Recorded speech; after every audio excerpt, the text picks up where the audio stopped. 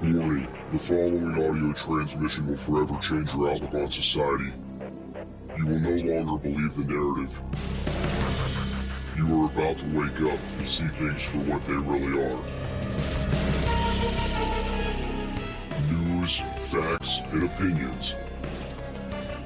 This is the Doom Daily Show.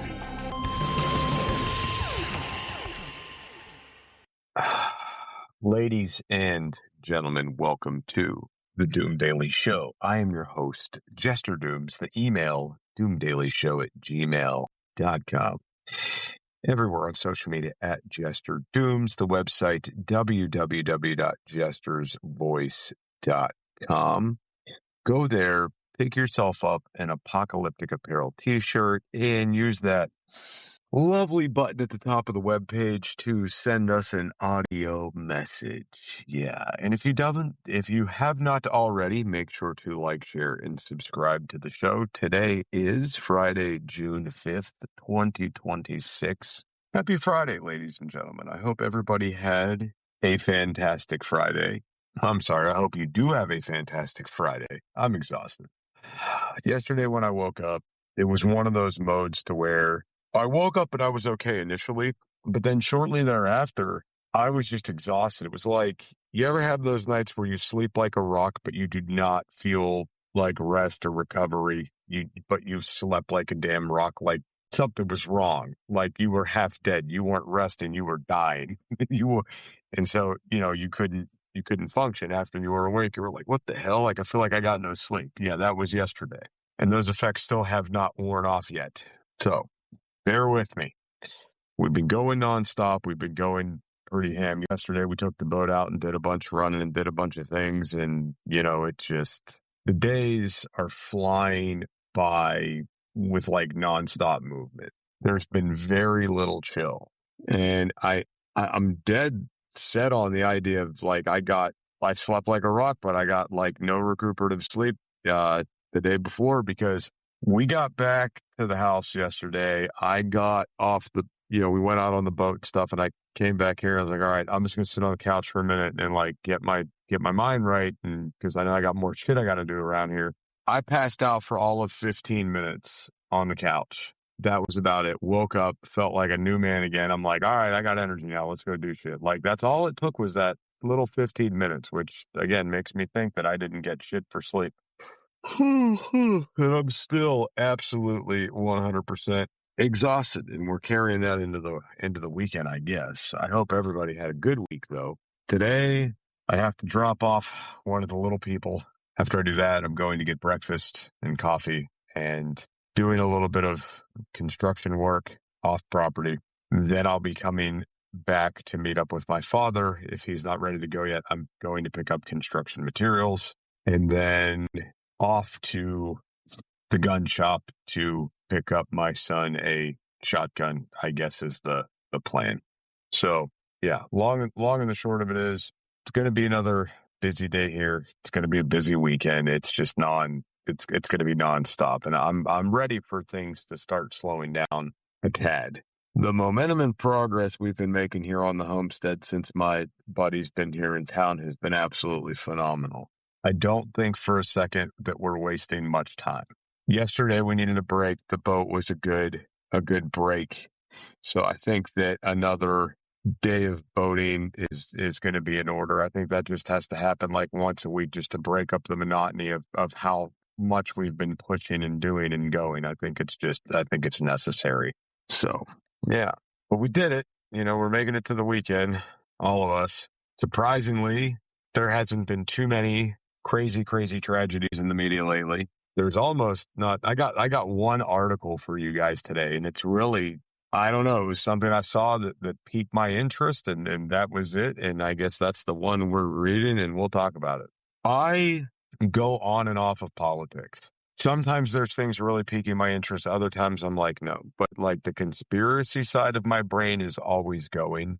Reading between the lines, that's always happening. And there's not always good stories. There's just not, but we're due for some good stuff coming up. So, I mean, you guys know how this shit rolls.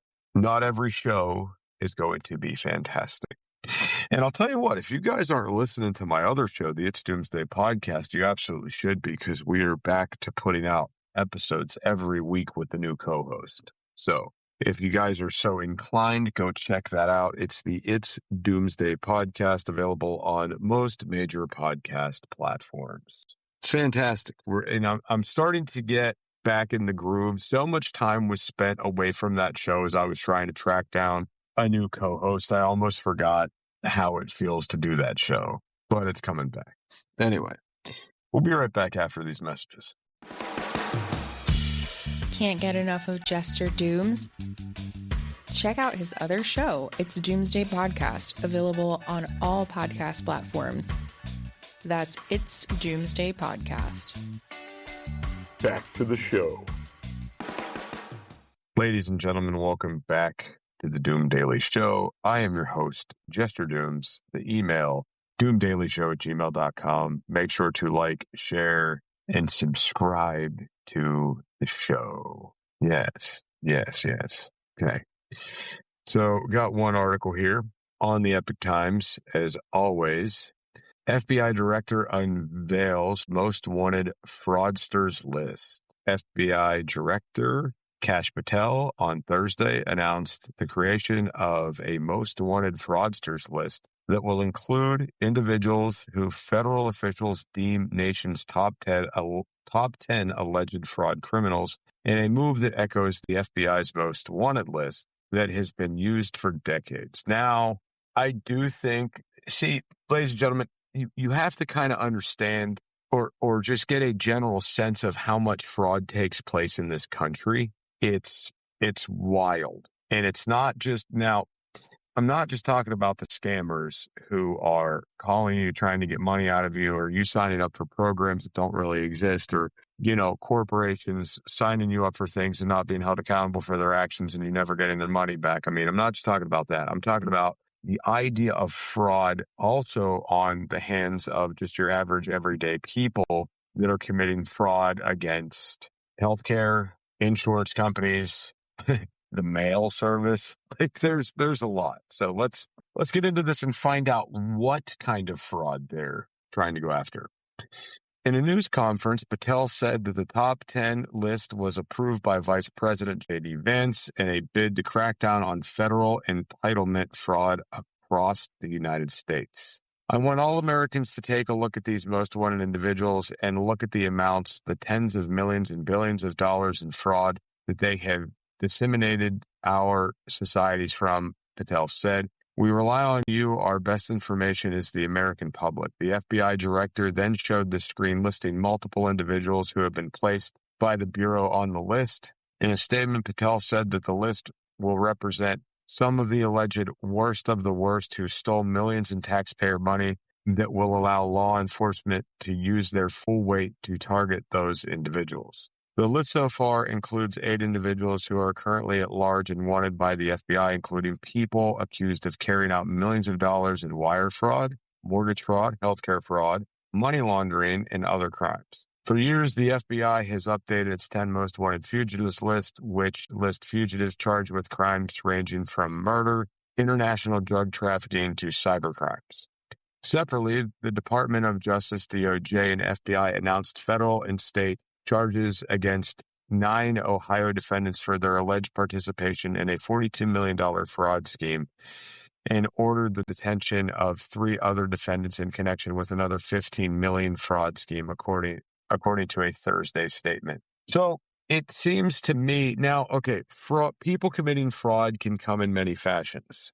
Okay, if I told you, the listener, that, producer Scooter and myself were starting an animal rescue and we need to secure money for pet carriers and animal food and vet bills and all these things, and this doesn't exist, but we're collecting money for it, that's fraud. Okay. And, producer Scooter's been, literally up my ass about a gerbil rescue for years. And I'm like, dude, I'm not getting involved in your gerbil rescue. I don't know why he wants to do it. It's very bizarre, but, just a side story there. So when you do see individuals on this list, you have to wonder what they're going to be connected and tied back to, right? Because there's always some shit there's always some sort of insurance scam shit. There's always some kind of something going on where you as an American taxpayer sign up for something, expecting a service, the business goes under, it falls through, the money gets rerouted. We've all been victim to something at some point. And I would like accountability to be held against those people, that you just can't create a program and shit on your customers. Some people are out tens of thousands of dollars or thousands of dollars or tens of hundreds of dollars or $10. You know, they're out money. That's the point. Anyway, working closely with Ohio officials, the Department of Justice dismantled a sophisticated medical fraud scheme that exploited taxpayers to fund exotic cars and lavish lifestyles. Acting Attorney General Todd Blanche said in a statement, by holding these fraudsters accountable and partnering with the FBI on a robust most wanted fraudsters list, we are pursuing fraud more aggressively than ever. Now, you have to ask yourself this question too. Is this because they really give a shit about the taxpayers losing money? Or are these people getting a bunch of money tax-free and the government's not getting their cut? Or have the big corporations that run this world simply had enough and said, you got to do something, man. We're paying way too much out for these guys. We can't prove they're doing shit, blah, blah, blah. And it's the big corporations pushing the FBI to do something. You have to ask yourself that. Starting earlier this year, the Trump administration tapped Vance to lead an anti-fraud task force targeting individuals engaged in waste, abuse, and illegal activities involving federal benefit programs. The administration also has initiated multiple investigations into potential healthcare fraud and halted some $243 million in medical payments to Minnesota over fraud concerns. In April, Dr. Mehmet Oz, the administrator of the Centers for Medicaid and Medicare Services, said he would add that oversight by requiring all 50 states to share how they plan to revalidate some of their medical providers. Revalidate. I guess, like, you know, okay, I get it. They want to see how they're doing business. And yeah, I mean, so it seems to me, and that's the end of the article. There is no more. It seems to me that this is something that's meant just like not to help out the little guy, not to protect you, the citizen, but to help out the bigger players, the medical companies and the corporations, the insurers. That's what it seems like. Protect the money for the big guy, not the little guy. Anyway, we'll be right back after these messages.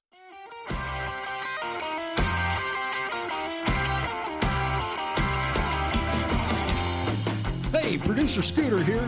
First off, thank you for downloading and participating in the wide world of Jester Doom.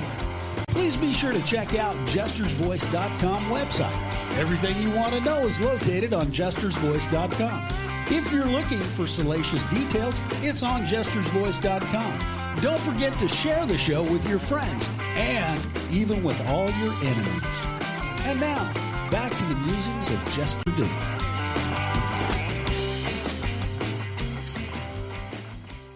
Ladies and gentlemen, welcome back to the Doom Daily Show. If you haven't done already, like, share, and subscribe to the show. Leave us a 5-star review wherever you are listening. And the talks of money and fraud and things like this. My father-in-law is a very interesting individual, and he's been on this kick for a couple years that very hard times are ahead. Like, very hard times. Like, he feels it in his bones that hard times are ahead. He thinks we're going to go into a recession very soon. Could happen, right? It could.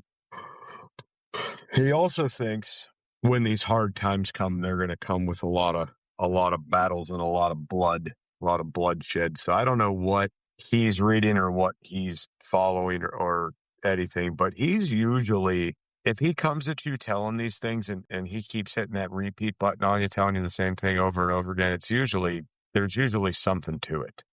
So we'll see what happens here. But it kind of makes me wonder if this whole thing with the fraud and the potential recession isn't tied together in some odd fashion, because usually when we see hard financial times, you don't see corporations suffer.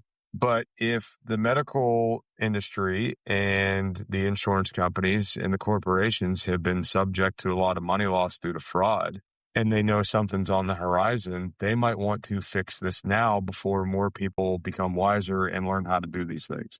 Now, I'm not one for, committing crimes or anything like that, but I love a good Robin Hood story. All right. Rob from the rich and give to the poor. I think that some of these people who are out committing, like, I guess we'll call this petty fraud, these people that are just trying to get over on the system to get by and, put a little extra money in their pocket, or if they're trying to simply put some extra food on the table because they can't make it. I mean, these are individuals that they're not targeting with this list, right? And that's fine, whatever. On the flip side of that, when these people are getting screwed over by a corporation or a company, they're not going after those people either. So, who is drawing the line in the sand? See, personally, I think we need a strong federal consumer affairs agency that is federally funded, that's in every fucking state, that has boots on the ground in every single county. All right. And I think that there needs to be individuals that you can call, a local office that you can call, and stating, hey, I got screwed over by Walmart. I got screwed over by this corporate tire shop. I got screwed over by the hospital. I got screwed over at this automotive dealership. I got royally taken to the bank by this commercial plumbing company. All right. And I think that you need to have a set of trained individuals who know all these consumer rules, laws, and regulations, and know what the federal guidelines are, what the state guidelines are as far as what you need to return an item, what constitute is all of these things, right? And actually send these people out and issue fines, issue citations, have them have a day in court and everything else, because the idea that consumers are getting shit on left and right in this country and they can't do anything about it is bullshit. I had recently went and purchased a truck. Now, the moment you drive a vehicle off a lot, it's your problem. I've purchased over a dozen vehicles in my lifetime. Over a dozen. Somewhere between a dozen and 20. Off the top of my head, I couldn't tell you. And I've never once had a vehicle fall apart on the car ride home. Okay. The truck I picked up had side-mounted toolboxes under the bed. And one of these doors, I guess the welds were broke on the hinges. I'm going 70 miles an hour or so down the highway, and this door comes off. If this door would have caught wind and lifted itself in the air, that could have went through somebody's windshield and killed somebody. And I essentially would have been held liable because I was operating that vehicle. Now, I had just bought it. Who would think to check the welds on a hinge on a door? I opened and closed them. They worked just fine. I didn't think it was going to break going down the damn highway. So I contacted the dealer about this, and they won't fix it. They won't send out a new door. They won't send out a new box. They won't do anything. Now, this is an instance where I wish I had a number to call and say, hey, I had just purchased this vehicle. I'm driving down the road, and the door fell off. What the fuck? Somebody needs to go in there and get this replacement cost covered. And the person on the phone could say, okay, we'll do that. We'll take a ride right over there. They go down there. They say, hey, you sold this guy a vehicle. This is what happened. It happened on his ride home with the vehicle. He's got pictures that are time-stamped and dated. He said he reached out to you guys and you're not going to do anything. Well, Article 5, subsection 857 or whatever says, hey, this client owned this vehicle for less than 24 hours. You're responsible for blah, and he didn't even make it home. So you have two options. We can go this route. You can issue the client a check for the amount, or option B, we can issue you a citation that's double the amount. So you'll end up having to pay this and we will pay out the client. And that could help pay for this agency's services, right? That simple. I get my door fixed. If they want to fight it, they still got to pay it. And then the agency makes some money to help them out. It's a win-win for everybody. even the dealer, because the dealer's going to get more business if they stop doing shitty business, right? And then if you had this going on across the board and people knew this was a thing and they knew they had to do good quality work and they knew that they had to be, if they knew that they were going to be held accountable for shit, at the end of the day, this agency would slowly fizzle out and not need to exist anymore. It would bring honesty back to business. So maybe you go from having an agent in each county to having one that services a tri-county area. And then as things start getting better, maybe you have regional agents, like just 4 or 5 scattered throughout a state, that can pretty much get to their region anywhere in it within a few hour drive, right? You just start dialing it back as it's not needed. And then if it starts ramping up again, you start putting more people on it again. I mean, something's got to give somewhere. I consistently keep feeling like I get screwed over in every capacity, whether I'm going to the store, whether I'm buying something from a dealer, whether I'm hiring someone for a service. I consistently feel like I'm getting boned, and there's nobody to do anything. So, like, what are you supposed to do with this?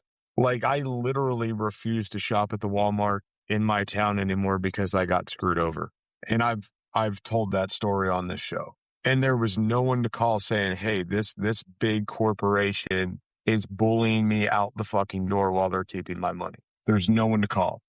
Their fucking line you call for fucking Walmart's overseas somewhere. They literally bullied me out of the store and kept my son's money. Like, you're a corporation, man. Is that important that you guys fuck little kids over? I'm sorry. Like, what? I'll never go back to that store again, ever. And again, there's nobody to call to go in there to make them do their job or make them take care of the customers. Better Business Bureau is a fucking joke. They are a goddamn joke. Online ratings are, again, a joke because nobody takes the time to read reviews. I mean, that's it. You know, that's all it is. Anyway, it's about all the time we got on today's show. I hope you all have a fantastic weekend. Enjoy it. You've earned it. We will see you guys back here next week for more exciting episodes of the Doom Daily Show. Producer Scooter, sir, if you would, hit that button. News, facts, and opinions.